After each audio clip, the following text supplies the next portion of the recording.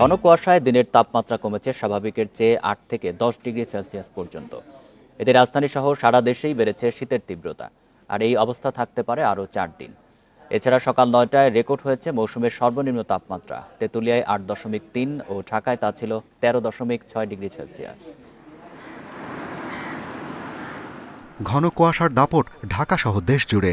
রাজধানীতে শুক্রবার সকাল ৭টায় মৌসুমের সর্বনিম্ন তাপমাত্রা ছিল ১৩.৬ ডিগ্রি সেলসিয়াস। হিমেল হাওয়ায় কাঁপুনি ধরিয়েছে শীত।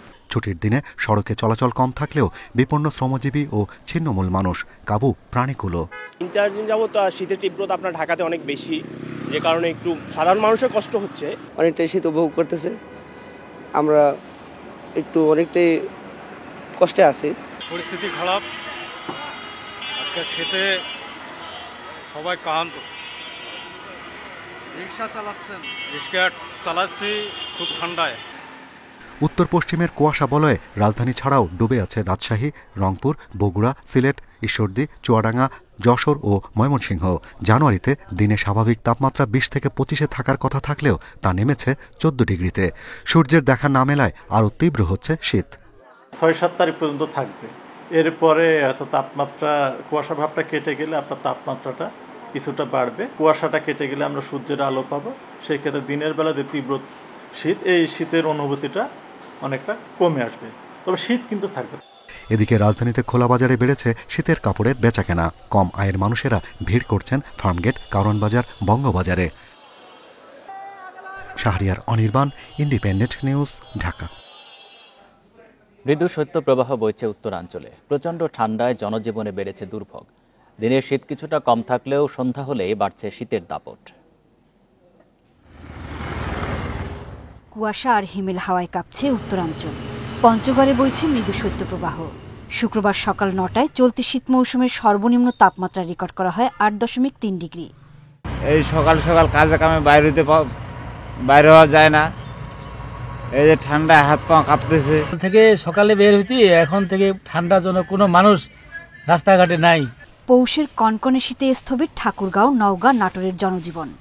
সূর্যের দেখা মিললেও থাকছে না রোদের তাপ, ব্যাহত হচ্ছে দৈনন্দিন কাজ। কনকনে এই শীতের সবচেয়ে কষ্টে আছেন শিশু, বৃদ্ধ। কনকনে শীত, বুঝতে পারছেন, আমরা প্রয়োজন চাহিদা বাইরে যেতে পারতেছি না। আমরা রিক্সা চালাতে পারছি না, কুয়াশা, ভাড়া ভিতাও কম, লোকজনও কম। শৈত্যপ্রবাহে বিপর্যস্ত কুড়িগ্রামের জনজীবন। চলতি বছর রংপুরের সর্বনিম্ন তাপমাত্রা ৯.৭ ডিগ্রি সেলসিয়াস। শীতের দাপটে গ্রাম অঞ্চলে খড়কুটো জ্বালিয়ে আগুন পোহাতে গিয়ে দগ্ধ হচ্ছেন অনেকেই। জানুয়ারি মাসে ওভারঅল যে পরিমাণ বৃষ্টিপাত হওয়ার কথা ক্লাইমেটোলজি অনুযায়ী, আর সেই পরিমাণ বৃষ্টি হওয়ার সম্ভাবনা বেশ কম, অর্থাৎ স্বাভাবিক যে বৃষ্টিপাত হওয়ার কথা তার থেকেও কম হওয়ার সম্ভাবনা আছে এ মাসে। তবে আপাতত আগামী এক সপ্তাহে বৃষ্টিপাতের কোনো সম্ভাবনা নেই। লক্ষ্মীপুরে দুপুর পর্যন্ত সূর্যের দেখা মিলছে না। চাঁদপুরে গুড়ি গুড়ি বৃষ্টি ভোগান্তি বাড়িয়েছে আরো। ঘন কুয়াশায় ভোরে লঞ্চ চলাচল ব্যাহত হয়। আপনার যাত্রী কম হইতে আছে, এরপরে যা সকাল ৬টার লঞ্চ যায় নাই। কুয়াশা আর ঠান্ডায় সময় মতো মাঠে কাজ করতে পারছেন না চাষিরা। ব্যাহত হচ্ছে চলতি মৌসুমের ইরিবোরো চাষাবাদ। সোহেলি জাহান, ইন্ডিপেন্ডেন্ট নিউজ। গণতন্ত্রের স্বার্থে রাজনৈতিক দলগুলোকে বিরোধে না জড়িয়ে ঐক্যবদ্ধ থাকার আহ্বান জানিয়েছেন বিএনপির মহাসচিব মির্জা ফখরুল ইসলাম আলমগীর। সকালে দিনাজপুর সরকারি কলেজের অর্থনীতি বিভাগের সুবর্ণ জয়ন্তী অনুষ্ঠানে প্রধান অতিথির বক্তব্যে তিনি এই আহ্বান জানান। বলেন, সহনশীলতার মধ্য দিয়ে গণতন্ত্র চর্চা করে এগিয়ে যেতে হবে। মির্জা ফখরুল অভিযোগ করেন, গত ১৫ বছর বাংলাদেশে গণতান্ত্রিক প্রতিষ্ঠান গড়ে ওঠেনি, বরং দিনের পর দিন গণতন্ত্রকে হত্যা করা হয়েছে। ফ্যাসিবাদ ক্ষমতা দখল করে দেশের মানুষকে নির্যাতন, নিপীড়ন চালিয়েছে, লুট করেছে দেশের সম্পদ। এখানে পর গণতন্ত্রকে হত্যা করার চেষ্টা করা হয়েছে, ফলে এখানে ডেমোক্রেটিক ইনস্টিটিউশনগুলো তৈরি হয়নি। গণতান্ত্রিক যে প্রতিষ্ঠান, সেই প্রতিষ্ঠানগুলো তৈরি হয়নি।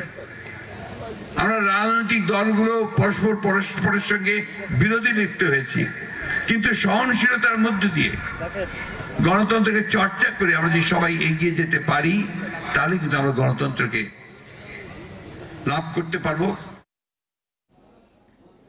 দেশের স্বাধীনতা, সার্বভৌমত্ব কারো কাছে বিক্রি করবে না জামায়াতে ইসলামী, এমন মন্তব্য করেছেন দলটির আমির ডাক্তার শফিকুর রহমান। সকালে নাটোরের নবাব সিরাজউদ্দৌলা সরকারি কলেজ মাঠে কর্মী সম্মেলনে এই মন্তব্য করেন তিনি। বলেন, কারো সঙ্গে শত্রুতা যেমন করা হবে না, কারো চোখ রাঙানিও বরদাস্ত করা হবে না। সুযোগ পেলে সমমর্যাদার ভিত্তিতে সবার সঙ্গে বৈদেশিক সম্পর্ক রক্ষা করবে জামায়াতে ইসলামী। শুভ সমাজকে দেশ করার কারিগর হিসেবে তৈরি করতে কাজ করার অঙ্গীকার জানিয়ে তিনি বলেন, সেই দায়িত্ব পালনে জামায়াতের কর্মীরা কাজ করছেন।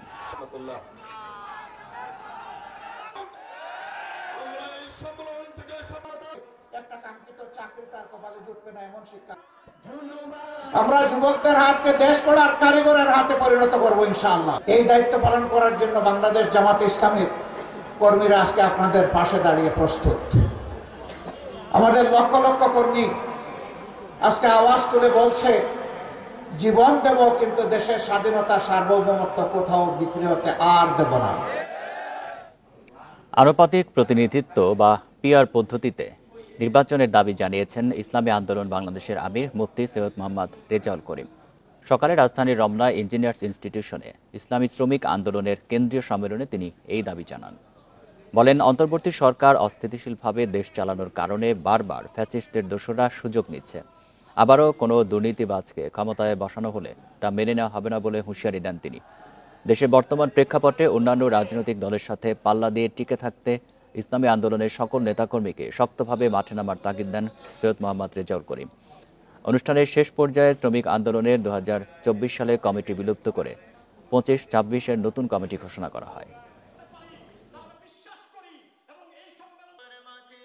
এই সরকার সুন্দরভাবে দেশ পরিচালনার যে সুস্থভাবে দায়িত্ব পালন করবে, এটা অনেক অংশে কিন্তু আমি বলবো ব্যাহত হয়েছে। এই সুন্দর দেশ পরিচালনা করার জন্য নির্বাচন পদ্ধতি হবে পিআর সিস্টেমের নির্বাচন।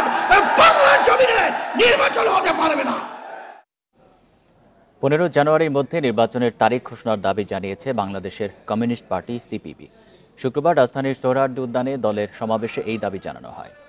সিপিবি সাধারণ সম্পাদক রুহিন হোসেন প্রিন্স বলেন, অনির্বাচিত সরকারের ক্ষমতা দীর্ঘায়িত করা যাবে না। দ্রুত নির্বাচন দিয়ে দেশকে গণতান্ত্রিক পথে ফিরিয়ে আনতে হবে। একটি পক্ষ 72-এর সংবিধান বাতিল করে সাম্প্রদায়িকতা ছড়াতে চায় বলেও অভিযোগ করেন প্রিন্স। এ সময় সিপিবির সভাপতি শাহ আলম বলেন, ক্ষমতার পরিবর্তন হলেও কাঠামোতে পরিবর্তন আসেনি। 21 জানুয়ারি থেকে সারা দেশে গণতন্ত্রের অভিযাত্রা কর্মসূচি পালন করবে সিপিবি।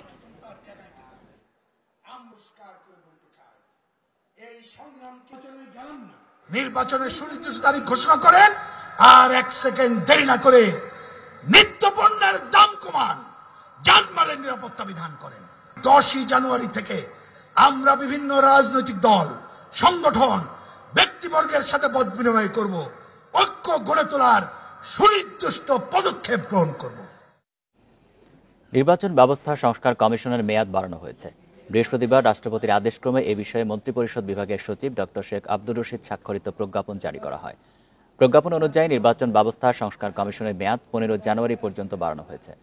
ভোট বাতিলে ইসির ক্ষমতা বাড়ানো, ইভিএম পদ্ধতি বাতিল, নির্বাচনী অপরাধের শাস্তি সহ বেশ কিছু গুরুত্বপূর্ণ বিষয় যুক্ত করে প্রস্তাবনা চূড়ান্ত করা হয়েছে বলেও নিশ্চিত করেছে নির্বাচন সংস্কার কমিশন।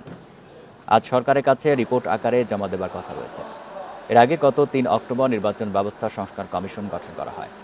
অন্তর্বর্তী সরকার দায়িত্ব নেওয়ার পর প্রধান উপদেষ্টা যে 6টি সংস্কার কমিশন গঠনের ঘোষণা দিয়েছিলেন, তার মধ্যে নির্বাচন ব্যবস্থা সংস্কার কমিশনও ছিল। সংস্কার কমিশনগুলোকে কাজ শুরুর 90 দিনের মধ্যে রিপোর্ট প্রদানের নির্দেশও দেওয়া হয়। বিভিন্ন পণ্য ও সেবার ওপর কর বাড়ানোর পরিকল্পনায় ক্ষুব্ধ ব্যবসায়ীরা। তাদের দাবি, আন্দোলন, মূল্যস্ফীতি, ব্যাংকের সুদহার সব মিলিয়ে এমনিতেই ক্ষতিগ্রস্ত তারা। এমন সিদ্ধান্ত নেওয়ার আগে কোনো আলোচনাও করা হয়নি তাদের সঙ্গে। সিদ্ধান্ত প্রত্যাহার না হলে কঠোর কর্মসূচি ঘোষণা করা হবে বলে জানিয়েছেন ব্যবসায়ীরা।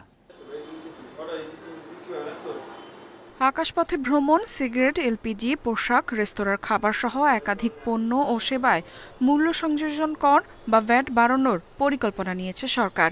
এতে 2 অঙ্ক ছাড়ানো মূল্যস্ফীতি আরও তীব্র হওয়ার আশঙ্কা তৈরি হয়েছে। পণ্য ও সেবার ওপর ভ্যাট বাড়ানোর উদ্যোগে ক্ষুব্ধ ব্যবসায়ীরা। জুলাই আগস্টে বড় লোকসানের মধ্য দিয়ে গেছে বিভিন্ন খাত।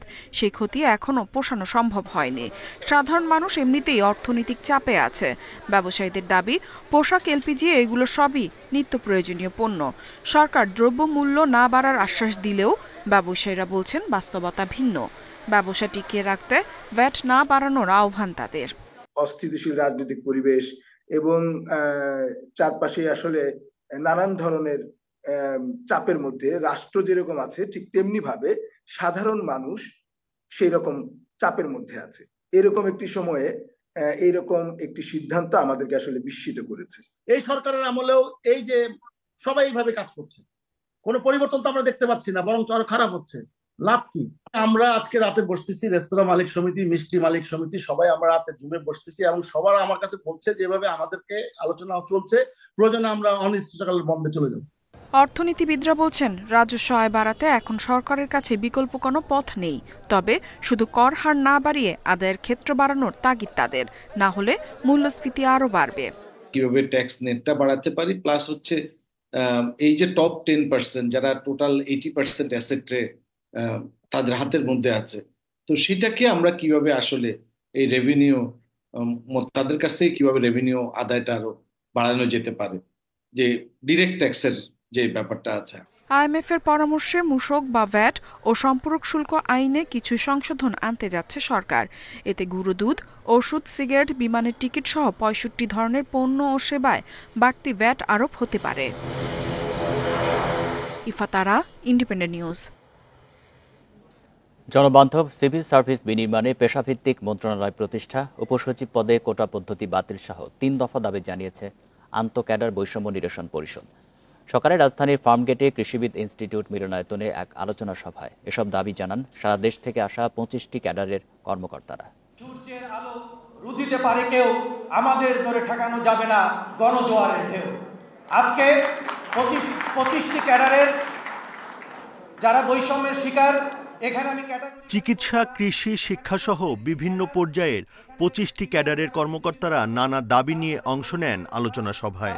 দুঃখের কথা, তারা তাদের কষ্টের কথা। উপসচিব পদে প্রশাসন ক্যাডারের 50% কোটা রেখে অন্যান্য 25 ক্যাডারের জন্য বাকি 50% পরীক্ষার ভিত্তিতে নিয়োগকে অগ্রহণযোগ্য ও সিভিল সার্ভিস গঠনের অন্তরায় বলে মত দেন বক্তারা। প্রাণী সম্পদ মন্ত্রণালয়ের যে ট্রেনিং প্রাণী সম্পদ কর্মকর্তার জন্য এসেছিল, সেটা গ্রহণ করে সে চলে যায় রোডস এন্ড হাইওয়ে মিনিস্ট্রিতে।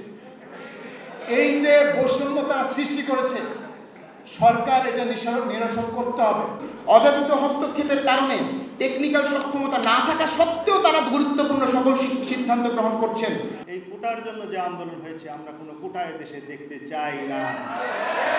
আমাদের একটাই কথা, আমরা ডিএস থেকে উপরে যতগুলো আছে আমরা একটা নিরপেক্ষ অথবা পাবলিক সার্ভিস কমিশনের মাধ্যমে আমরা পরীক্ষার মাধ্যমে সমস্ত পদোন্নতিগুলো নিশ্চিত করতে চাই। সব ক্যাডারের সমতা, ক্যাডার যার মন্ত্রণালয় তার, এসব দাবির পক্ষে যুক্তি তুলে ধরেন বক্তারা। এছাড়া জনবান্ধব ও সেবামূলক রাষ্ট্রকাঠামো তৈরির জন্য পেশাভিত্তিক মন্ত্রণালয় প্রতিষ্ঠা, উপসচিব পদে কোটা বাতিল সহ 3টি সুনির্দিষ্ট দাবিও জানানো হয় সভায়। কৃত্য পেশাভিত্তিক মন্ত্রণালয়, অর্থাৎ যে পেশার মানুষ সংশ্লিষ্ট পেশায় তাকে কাজ করতে দিতে হবে। তাহলে হবে কি, যে পেশাদারিত্ব তৈরি হবে, তার জবাবদিহিতা তৈরি হবে, স্বচ্ছতা হবে এবং কাজটি পারফেক্টলি হবে। এসএসপি, সিনিয়র সুপারিয়র পুল আছে, যেটা পুলের মাধ্যমে উপসচিব থেকে তদন্ত পদ, যেটা মেধার ভিত্তিতে হওয়ার কথা ছিল, সেটাকে আস্তে আস্তে কোটা করা হয়েছে। সেটা আমরা বলেছি যে আবার সেটাকে মেধায় ফিরিয়ে এনে এসএসপির মাধ্যমে, পরীক্ষার মাধ্যমে হতে হবে।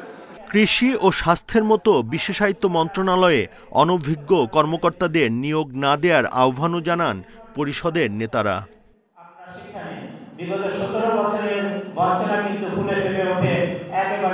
Buddhadeb Kundu, independent News, Dhaka.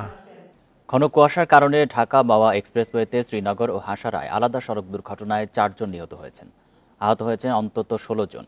এ নিয়ে গত 2 সপ্তাহে এক্সপ্রেসওয়ের বিভিন্ন স্থানে 15টি সড়ক দুর্ঘটনায় 12 জন প্রাণ হারিয়েছেন।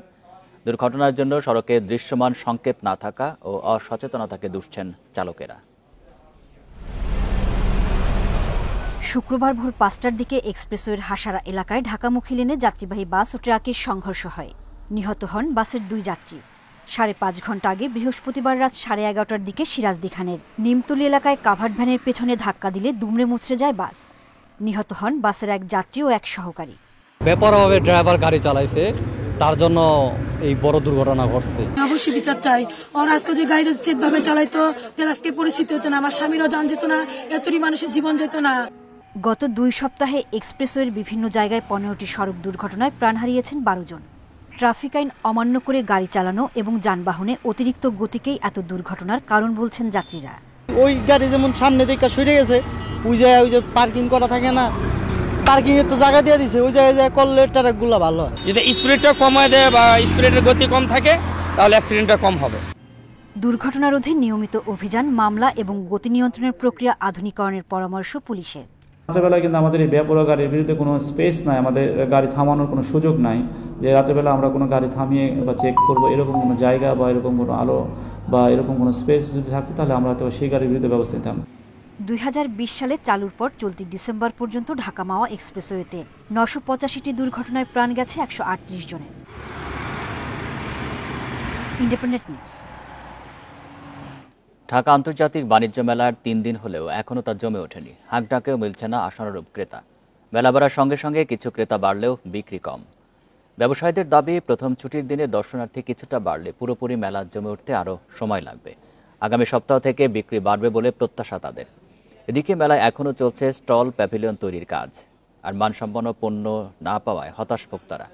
29তম ঢাকা আন্তর্জাতিক বাণিজ্য মেলা এবার সাজানো হয়েছে জুলাই ছাত্র আন্দোলন ঘিরে। মাসব্যাপী এই প্রদর্শনী চলবে প্রতিদিন সকাল 10টা থেকে রাত 9টা পর্যন্ত, আর ছুটির দিনে রাত 10টা পর্যন্ত। আমরা চাচ্ছি সেটা আন্তর্জাতিক মানের কোনো কিছু ভালো কিছু হোক, তাই আমরা লোকালের মতো যদি এখানে ফ্যাসিলিটি পাই সেটা তো আর হলো না। কাস্টমার এখন আপনার মোটামুটি আর কি, অত বেশি না। আজ যেহেতু শুক্রবার, আজকে টুকটাক কাস্টমার আছে, আলহামদুলিল্লাহ, আশা করি ভালো হবে। শীতের সঙ্গে পাল্লা দিয়ে কাঁপুনি বাড়ছে ছিন্নমূল শ্রমজীবীর। সেই কষ্ট লাঘবে সরকার ছাড়াও প্রায় প্রতি রাতে শীতবস্ত্র ও কম্বল দিচ্ছেন নানা ব্যক্তি, সংগঠন। তারপরও রাজধানীর সড়কে ঘুমানো কারোর গায়ে দেখা মেলেনি সেই কম্বলের।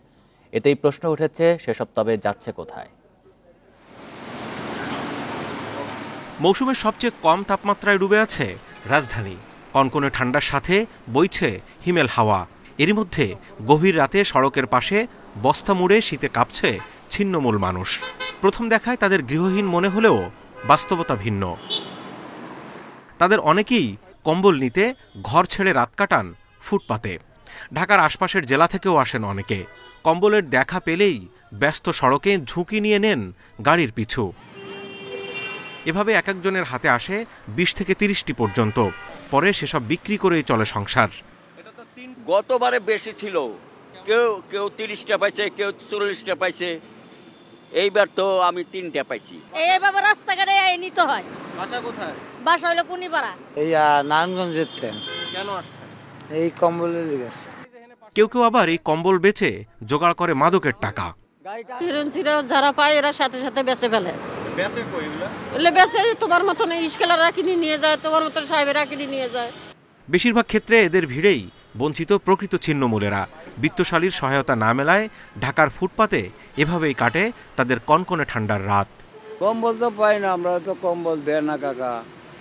এই আগুন টাগুন পোকায় রাতটা কাটাই। আমি একটা প্রতিবন্ধী, আমার একটা কম্বল দিয়ে নান্ধারা। কমলাপুর, রমনা, কাকরাইল ও হাইকোর্ট এলাকায় ছিন্নমূলদের দেখা মেলে সবচেয়ে বেশি, কারণ শীতের কম্বল রাতে বেশি পাওয়া যায় এসব এলাকায়। Zahidul Bashar, Independent News, Dhaka. এ ছিল সংবাদ সন্ধ্যায়। ধন্যবাদ সবাইকে।